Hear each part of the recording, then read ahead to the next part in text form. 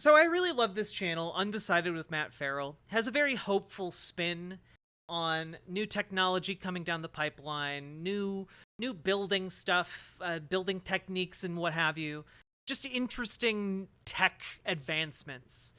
Um, but it's also an interesting channel to watch, for me as like a socialist, because it takes into account like real world capitalist concerns like cost feasibility and such, which is something, to be honest, a lot of socialists struggle with. We're kind of like, build the civic project because it will benefit people, but don't take, the don't make a cost benefit analysis. Just do it.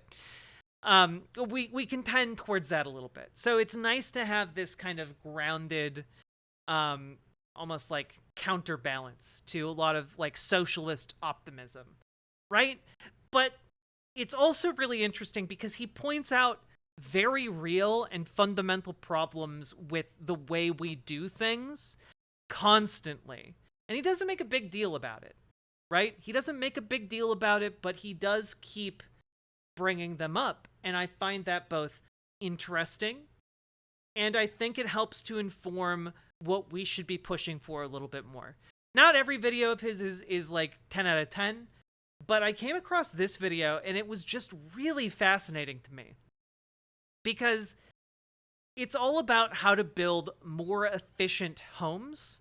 Homes that are more efficient in regard to like heating, cooling, energy consumption, etc.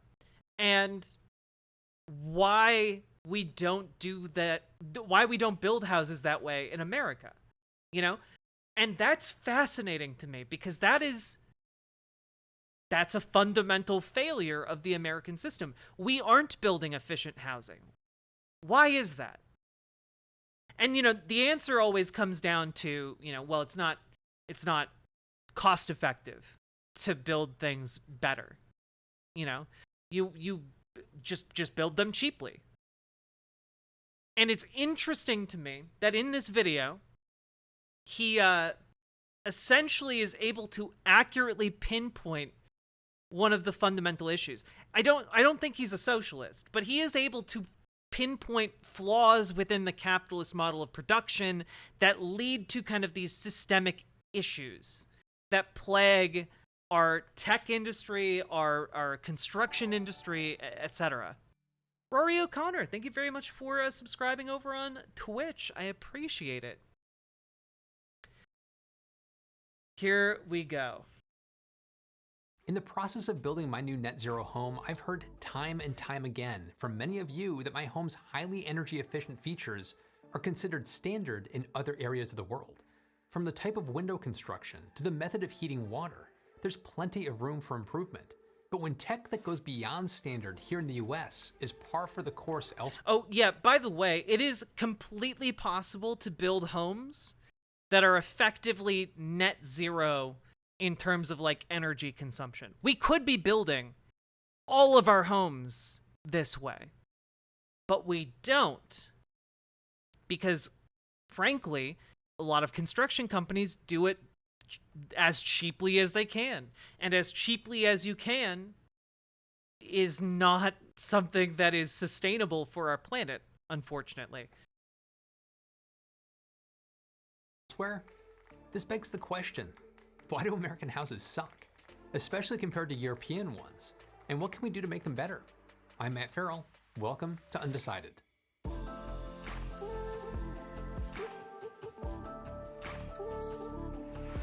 A portion of this video is brought to you by Surfshark, but more on that later.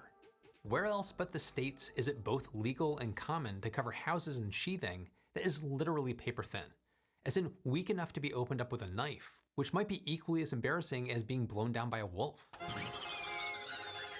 Now, this isn't a new trend either. It's been the norm for decades. Now, I've clearly tried my best to steer way clear of that. In my new home, I've gone with factory-built walls with densely packed cellulose insulation.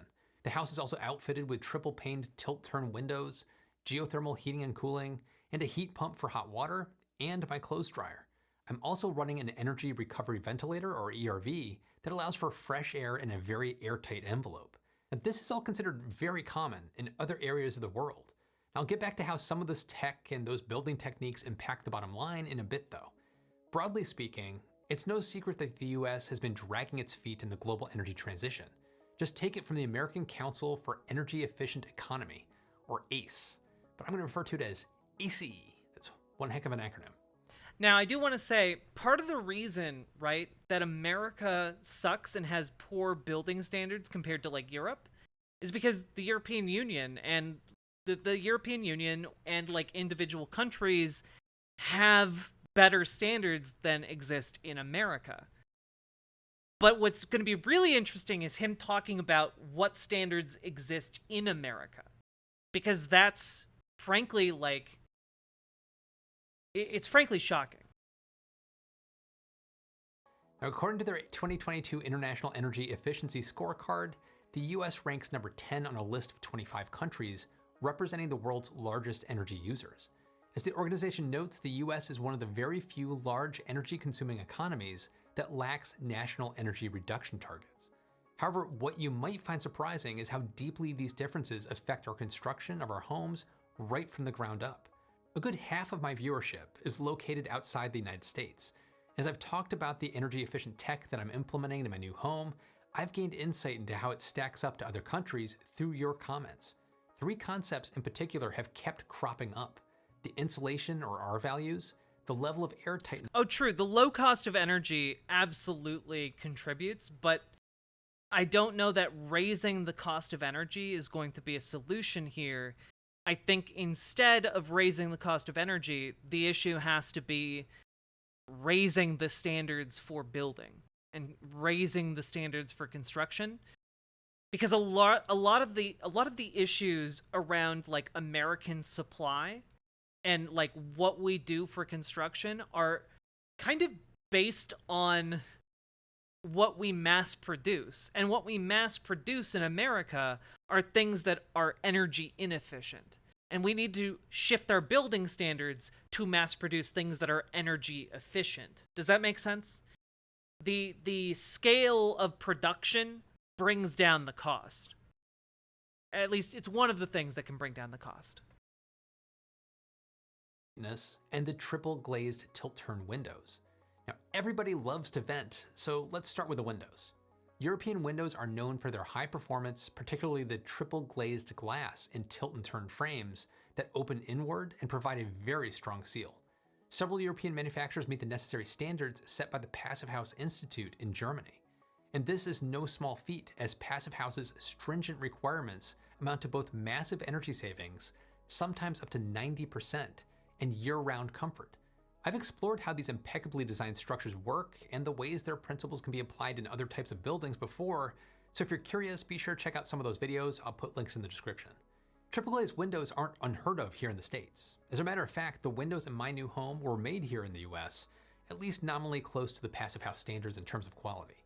It's difficult to make a clean comparison though because of the differences in— Yeah, they open inward. Having them open inward allows for better airflow and better, like, you know, heat or cooling effects. How windows are tested, and of course the United States' insistence on using imperial units. That's why I always talk about Fahrenheit and feet, and I always get ridiculed for it. In any case, while it's not impossible to get your hands on highly efficient windows here in the US, tilt and turn windows remain far less common. And it's definitely in part because European windows are typically more costly, often because of importing.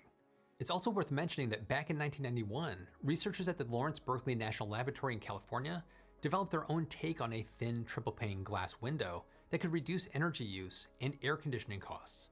Their innovation never took off because American manufacturers found it too expensive.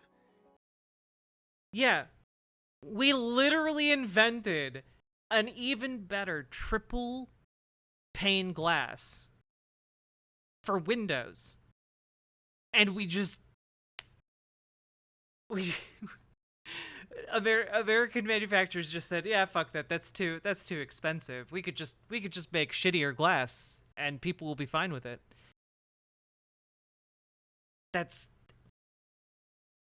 Oh god, dude. Oh god, dude.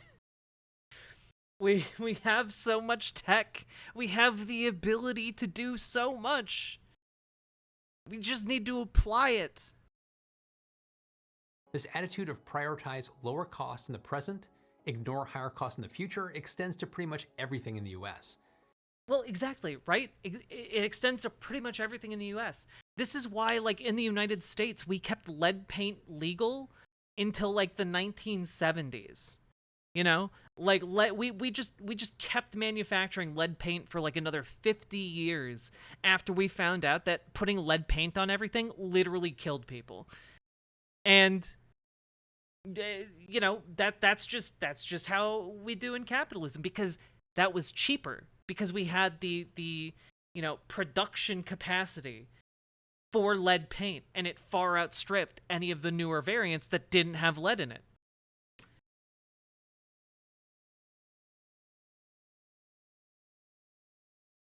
My dad was a carpenter. When he built our family home back in 1980, he made it hot water heated.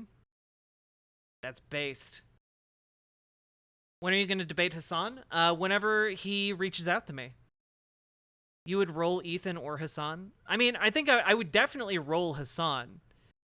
I don't really feel the need to roll Ethan. I just want to have a conversation with Ethan. I would probably wind up debating Hassan.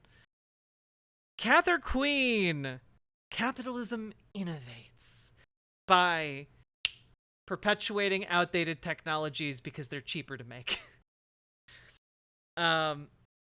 Also, Cather Queen, I very much appreciate your Patreon, your new Patreon membership. Thank you so much. I very, very much appreciate it. Thank you for supporting me over there. It's an underused method of support, but I certainly appreciate when it's utilized. I talk about how this relates to solar in my How Solar Got So Cheap So Fast video, so check that one out too. Now for a cushier topic and concept number 2 on my list, insulation. Before we get all warmed up on that topic... Nope. Yeah, with the pun, we're skipping that. 2, insulation. When it comes to determining how well a building can weather the elements, R values and U values measure thermal resistance and thermal transmittance respectively. How did Hassan become so popular? He had a built-in audience from TYT, and he's incredibly handsome. A higher R value means better resistance against heat flow and therefore better insulation. U values are the opposite. It's more like how scores work in golf. You want a lower U value, which measures the time rate of heat flow. Of course, variations in geography mean that we can't make direct comparisons between, say, the entire US and the UK. As shown in this map within the Köppen-Geiger system, the most popular climate classification model, the majority of the UK lies in the Marine West subdivision. With that said, Washington State contains some of the few areas in the US categorized as Marine West climate zones. However, before we can examine how Washington's insulation requirements rank against other countries, we have to acknowledge another caveat complicating our bracket. Spend any amount of time paging through the state energy codes, and things quickly get...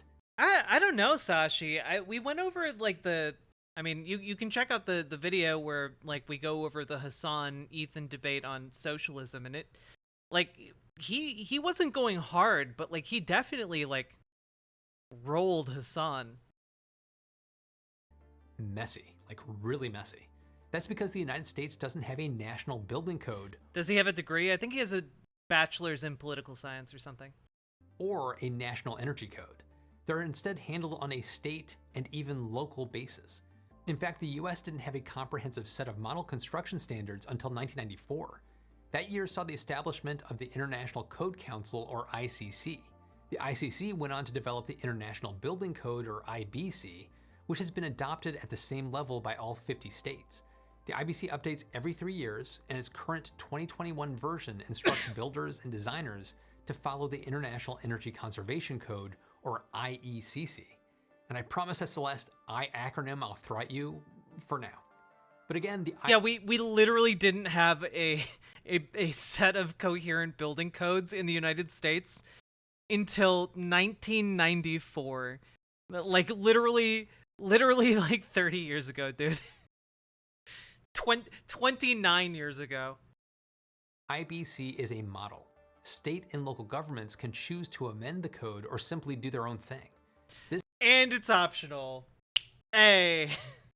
This map by the US Department of Energy Building Energy Codes program shows how patchwork-like the efficiency of state energy codes is. Notice that some states are using standards as outdated as pre-2009 IECC, and some have no statewide code at all. Now, going back to Washington as an example, you can see that on this map it represents one of the handful of states with an up-to-date energy code. Its requirements for wall insulation still differ from those outlined by the IECC guidelines though. So see those markings on the right-hand margin? Those are all amendments made by the state. When it comes to the insulation based on Washington's IECC defined climate zones, the council's code mandates that residential walls have U values in no greater than 0.045 for wood frames or 0.082 for mass walls, which are made of materials like concrete or brick. But according to Washington's state code, as of July 2023, any wall above the ground needs to have a U value equal to or less than 0.056. Meanwhile, across the pond, English building regulations set maximum U values of walls at 0.046 in new buildings and 0.032 in existing ones. This means that even in the case of equivalent climate zone, Washington state codes aren't as strict as English code or the IECC. And for reference, where I live occupies the same climate slot according to the IECC. My walls have an R value of R35. Oh, there was no. There was no fire standard like nationally. There like states and localities were doing whatever the hell they wanted up until 1994. There were building standards, just no one building standard. And there still isn't one building standard, but like it's getting slightly better in the United States, which is equivalent to about a U value of 0.029. That's just slightly over the passive house standard for cool climates of about 0.026. I think that's enough decimals for one video, so we'll move on to air tightness, which thankfully can be expressed in whole numbers, and this is the third concept on my list. In this case, we'll discuss air changes per hour, or ACH, at a pressure of 50 pascals. It's also known as ACH 50. Now this is one way to quantify the rate of air leakage in the building, which is usually measured by conducting what's known as a blower door test. When designing the thermal envelope of a home, you want fewer air changes and therefore a lower ACH. And that's because the draftier a structure is, the less efficient it is. More air leakage means worse performance for ventilation systems and increasing the likelihood of accumulating moisture and increased energy costs. Plus, it's just plain uncomfortable. So what do building codes have to say about air tightness? Well, here's the maximum ACH 50 values as defined by the 2021 IECC, Washington State, and Canada. Then there's the US Department of Energy's standards for a Zero Energy Ready Home, or ZERH, which is defined as a high-performance home that is so energy efficient that a renewable energy system could offset most or all of the home's annual energy use. It's what I'm trying to do at my new house. Now, in version 2 of the ZERH requirements for detached single-family homes, ACH values are more stringent than the IECC. But for a building to meet the ultra-efficient criteria that defines a passive house, its air changes per hour must max out at about 0.6. Damn. Yep, less than 1. But of course there's more nuance to this, but I'll have to get into I just we have the technology to make passive houses, but instead we are so far above that. Like we need to like divide whatever number we're at by like 5 in order to reach this.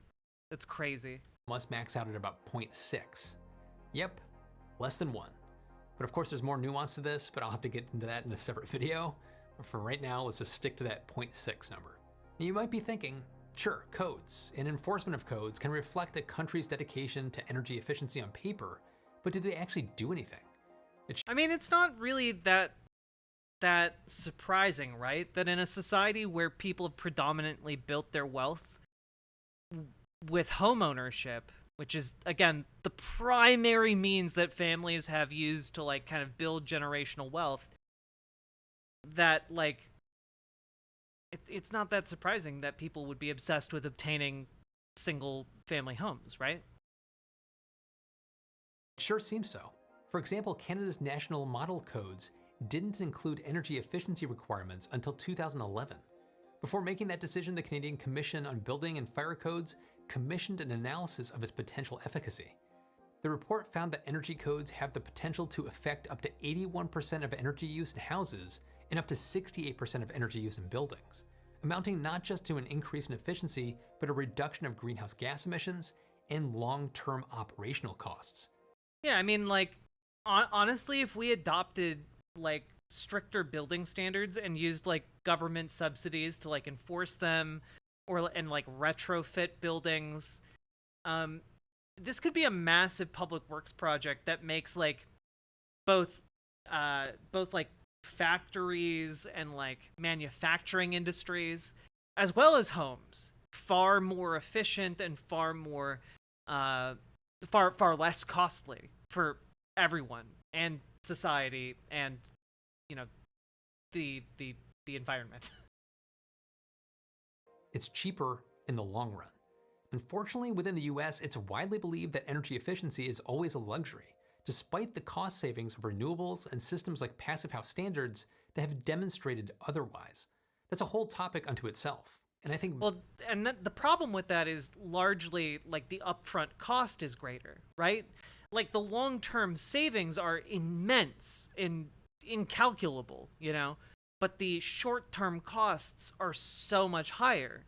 And honestly, in America, the short-term costs is like basically all anyone is thinking about, both the capitalists and just the workers on the ground trying to get by. You know, the short term is the priority because we don't make enough to plan for the long term. The capitalists do make enough to plan for the long term, but their goal isn't long-term sustainability. The long-term goal of capitalists, it doesn't exist. They just have the short-term goal of making more money. That's it.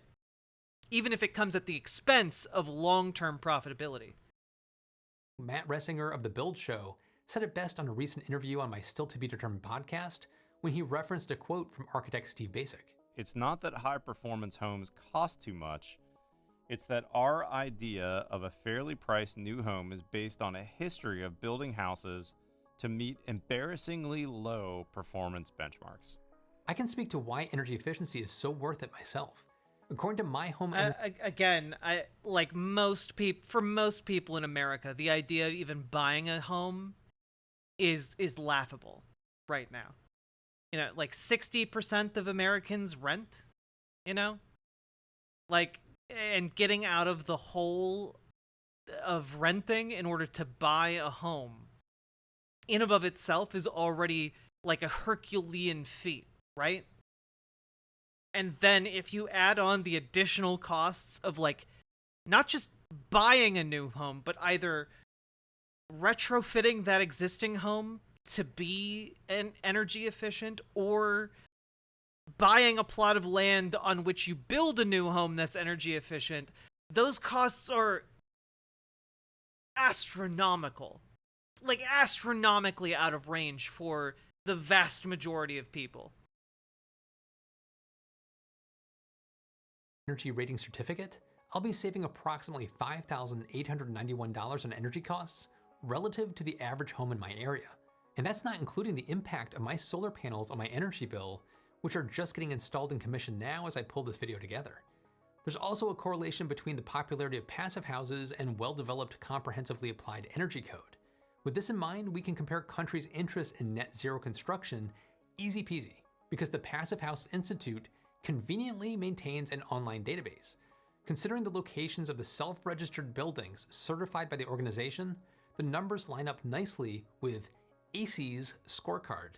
The countries that boast hundreds of passive houses on the website also happen to be the top 3 scorers, with 439 in France, 206 in the UK, and 532 in Germany, in that order.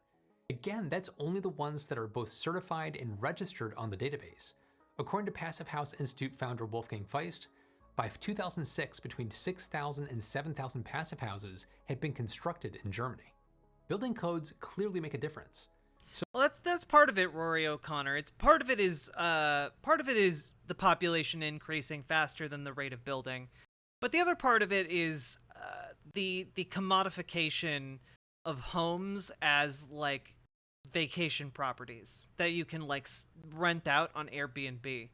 You know, like turning homes into active revenue streams is something that leaves those homes empty and then are, you know, used to basically leverage ever more income, which is great for the person who owns it, terrible for the pricing of everyone, especially when corporations get involved with mass buying apartments or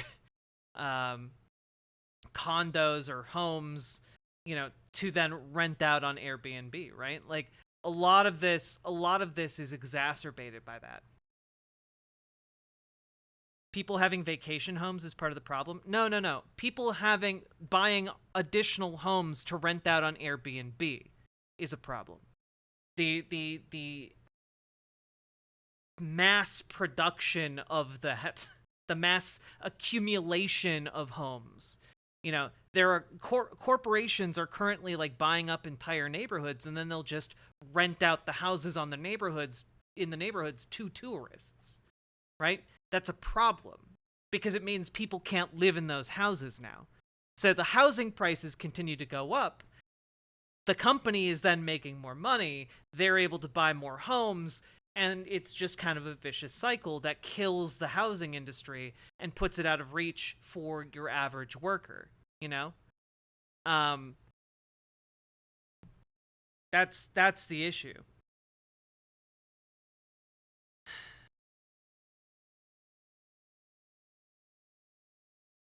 Does that make sense?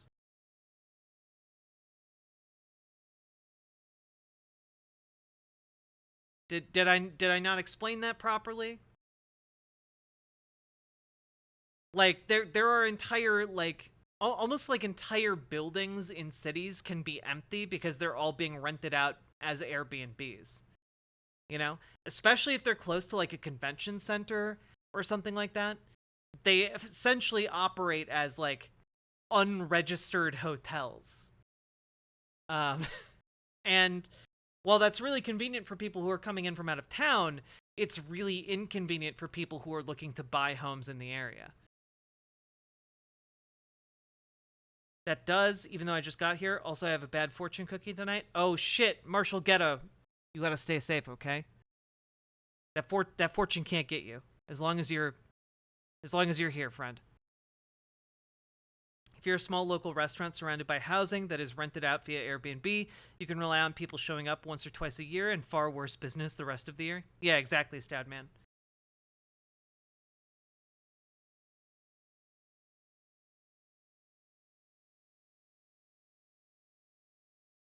Yeah. I mean, like, you got like shady businesses basically hiring people to pretend to live in Airbnbs so they can rent them out. It's a whole thing. It's a whole thing. It's literally led to like the death of like certain like areas of major cities, different areas of suburbs or like rural areas. It's not good. And the building codes clearly make a difference. This is also very true. So why are they so sparsely implemented here in the US? Well, the most significant obstacle to prioritizing energy efficiency anywhere is political will and money. We don't have to look much further than the energy crisis that pervaded the 1970s to understand why. The tactics governments use to mitigate the damage caused by the era's oil shocks signify a major turning point in both policy and public perception. Suddenly, the illusion of bountiful, endless supplies of cheap fuel was evaporating into exhaust. Here's what it was like from Matt's perspective. And I think as Americans, we started really becoming interested in high performance homes in the 70s because it seemed crazy for us to think about spending money on energy. Decisions like the Nixon administration's focus on establishing diplomatic ties with oil exporting Saudi Arabia, and the Reagan administration's emphasis on defunding and even suppressing investment into renewables. Thanks, Reagan. You bastard. Also, someone from the past has come back to steal your heart. Oh, damn, Marshall Ghetto, you gotta watch your back before someone seduces you.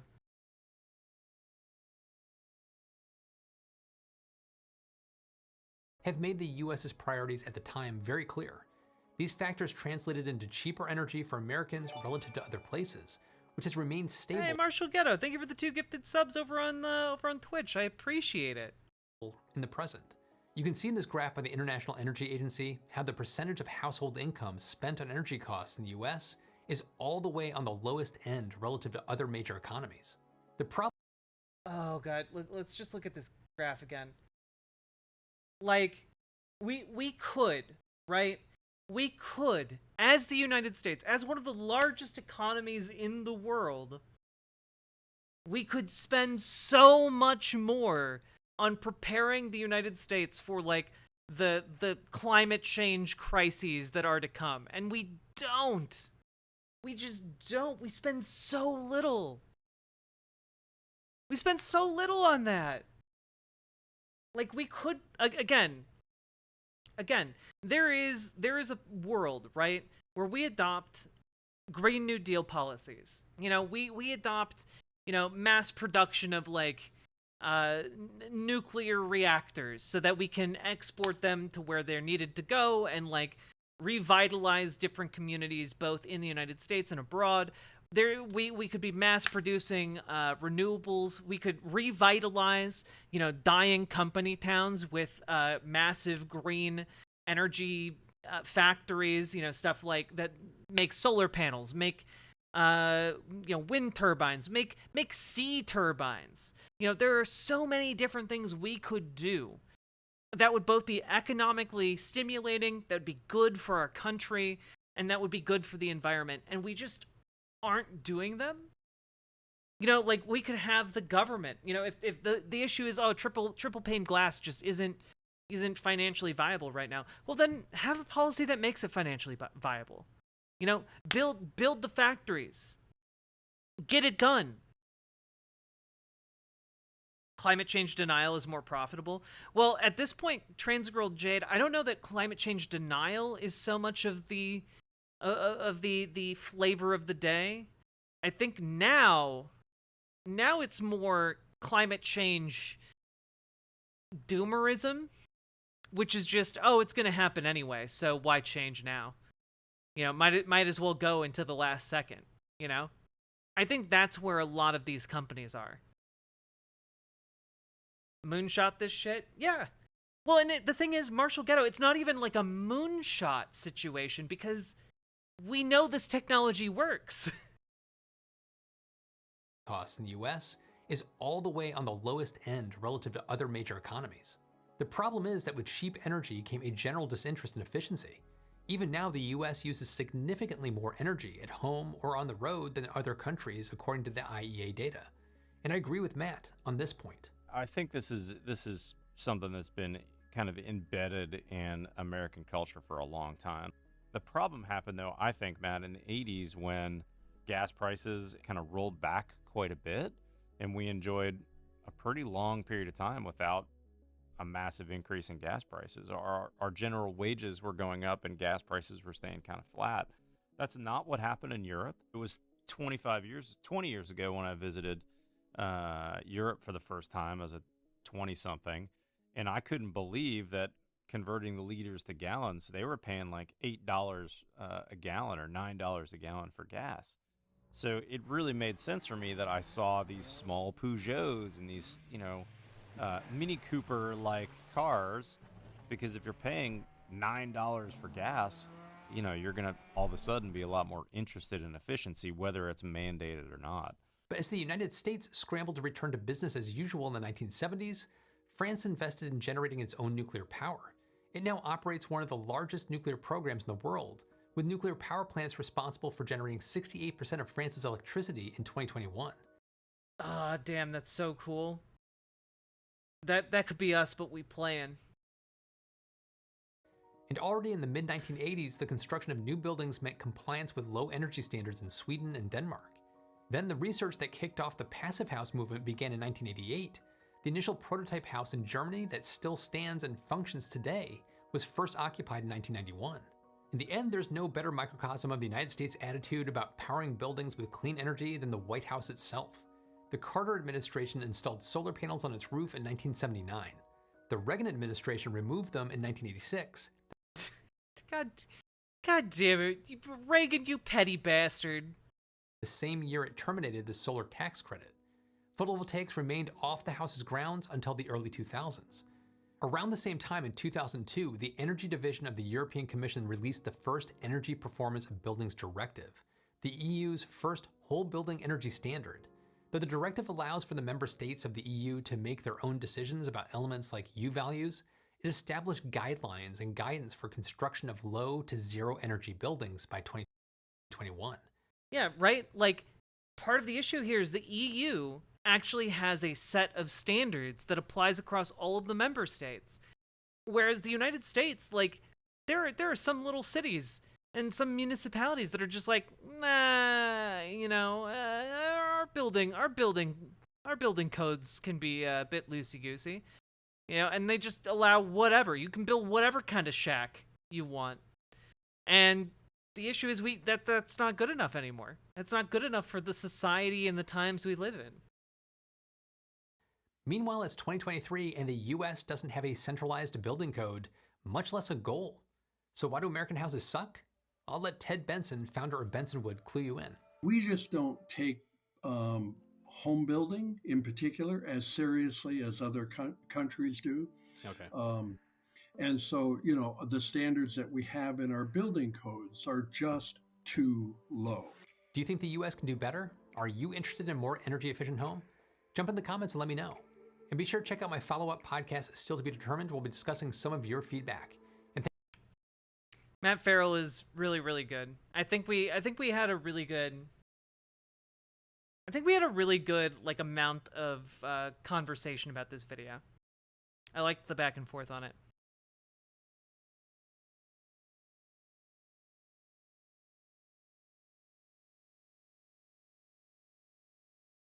Exactly, Door Kickers Inc. Uranium, like nuclear energy is so efficient, and it doesn't put anything bad into our atmosphere.